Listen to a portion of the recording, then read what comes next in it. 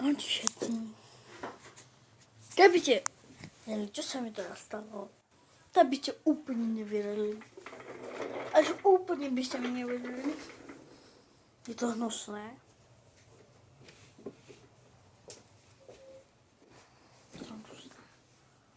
Je to odporné. Ale obetoval som sa. Išiel som sa s prepáčením vysrať. A ako som dosral,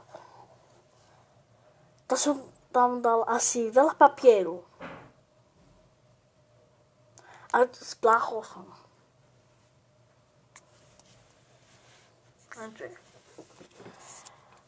Toho papieru tam bolo možno veľmi veľa. A nie, trocha veľa.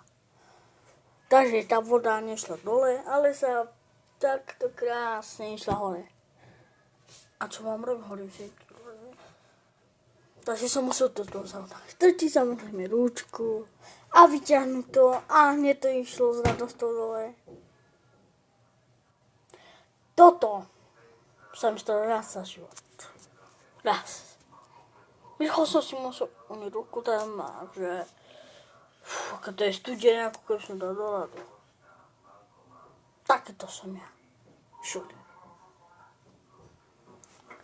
Toto neskúšajte doma, pozornené a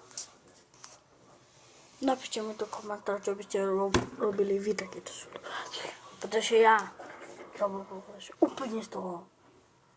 Viete, ako, no. Čaute.